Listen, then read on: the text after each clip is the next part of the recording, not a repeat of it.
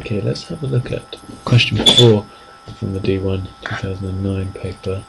Here we have a matchings question.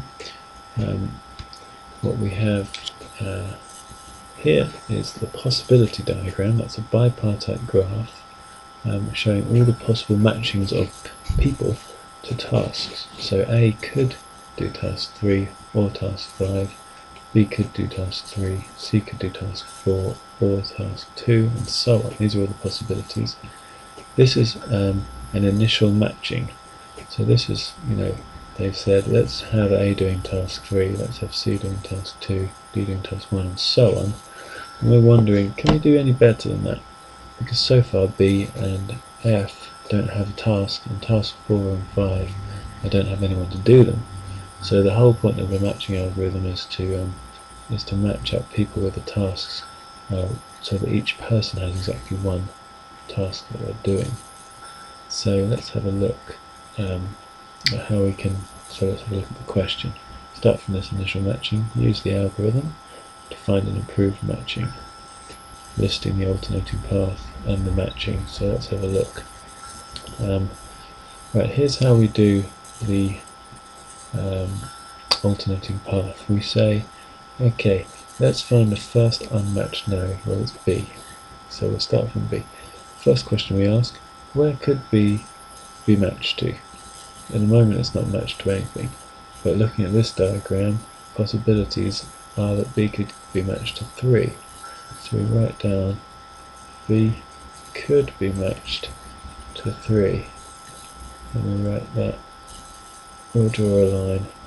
So I'm gonna, we're gonna match B to 3 eventually, but 3 currently, in fact, looking at the actual reality, is matched to A. So we do a squiggly line to show that in fact 3 is matched to A. Although later we're going to break that and break that link there. Then we ask the same questions again. Where in principle could A be matched to? Well, A could be matched to 3, but we just came from 3. So let's match A with 5. So A is now going to be matched to 5. Don't forget to fill in your list as you go along. So we said that 3 was in fact matched to A, and A could be matched to 5. Now we've got down to 5 here, and 5 in reality is an unmatched node.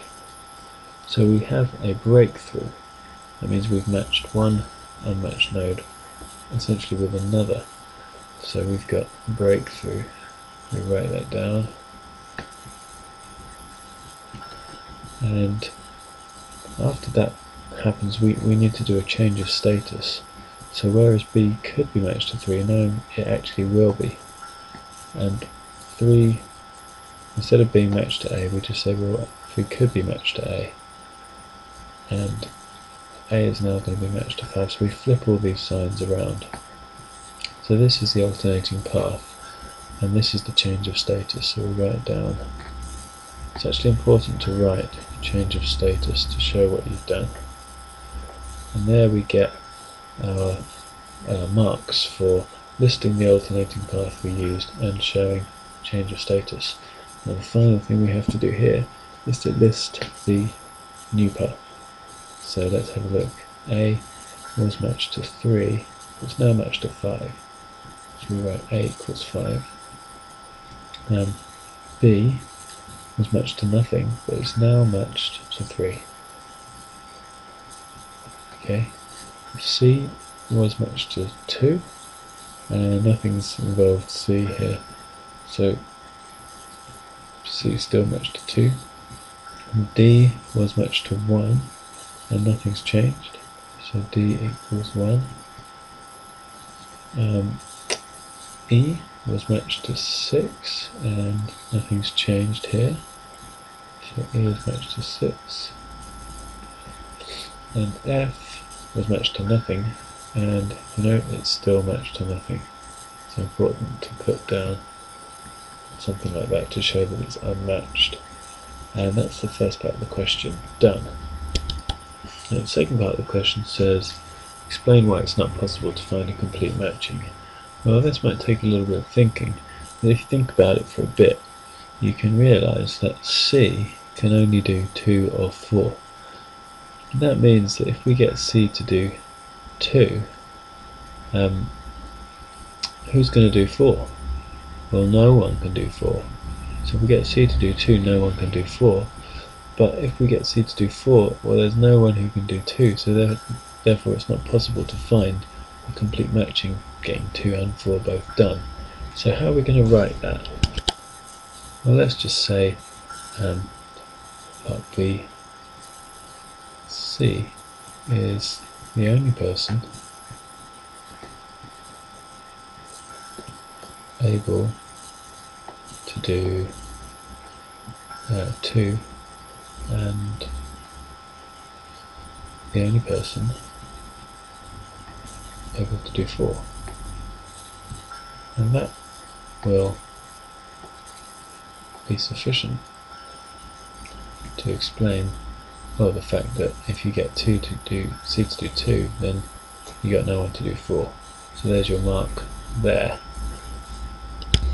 And finally, we've got this kind of classic thing happen here, where they add an extra task to the possibility diagram. So D can now do task 2, which really helps out because it solves the problem of C being the only person who can do 2. So then from there we have to use what we've already got, the improved matching we already found, and try to find a complete matching. So let's have a look. Okay, so let's add to our possibility diagram what they just told us, that D can now do 2 as well, which is very useful. So let's also update the matching diagram to show where we've got to so far. So we had in our improved matching that A is now going to be matched to 5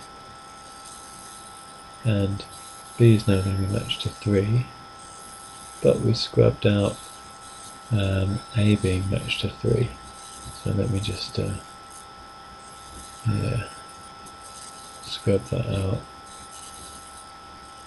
That no longer counts, so forget about that. Now let's see if we can come up with a complete matching. So once again, we start from the first unmatched node, so that's F. So where could F go to? We'll look at the possibilities. It could go to 6, and that's the only place it could go to. So F is going to go to 6. Okay, where does 6 in fact go to? Well, 6 in fact goes to E. That's going to get scrubbed out.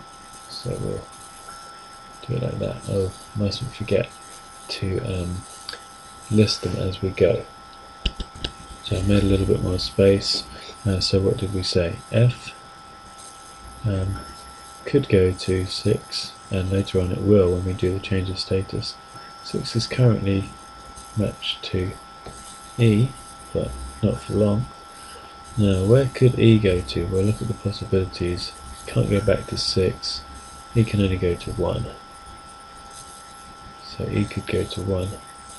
Oh, I changed colour. Well, then I will change back. I think it was this one. E can go to 1. So we'll do that. Now 1 in fact goes to D. So squiggly line. 1 in fact goes to D. Where could D go to? Well, possibilities are to go back to 1, which we can't do, we've already been there. So we could go to 2, that's the only possibility. D could go to 2. And 2, in fact, goes to C. So we'll come back and do 2 going to C. Where could C go to? Well, C could go to 4. That's the only place it could go. And 4 is currently unmatched, so we have another breakthrough. Amazing. So we write it down. break through, and then of course don't forget, very important, to show the change of status.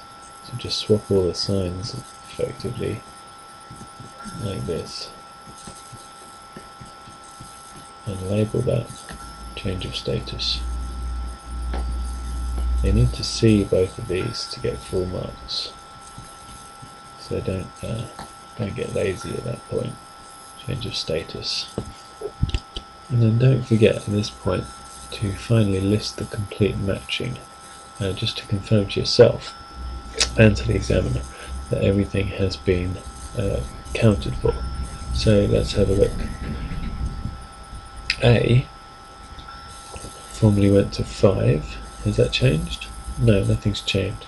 So let me just pick a new colour for this. Final matching. A goes to 5. B goes to 3. Anything changed? No, nothing's changed. B goes to 3. C went to 2. Oh, we broke that off.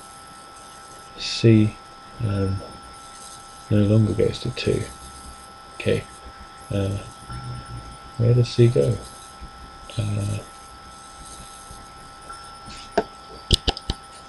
At this point I realise that I forgot to fill that in earlier when we said C could go to 4. I need to actually put that in. C could go to 4, and the change of status would make C go to 4. So sorry about that, I hope that makes sense. C is now going to 4. Okay, what about D? D was going to 1, but we broke that off and we made it go to 2. So D equals 2. E now has gone to 1. And finally F goes to 6. So that's very pleasing, because we have a one-to-one matching from each of the people to each of the tasks. So we have got complete matching. So just looking at the mark scheme quickly, we can just check what we did. Initially we found an alternating path, we did a change of status, and we listed the new matching. Oh, I read that out, but you could go back and check that. I think that's exactly what we did. Then for the second part, we listed an alternating path, we changed the status, and we listed the new matching, which I think you will see is exactly what we've got here. And just checking again the mark scheme. Yeah, that will give us all the marks down here, nothing left out. And there you go, full marks for your matchings question.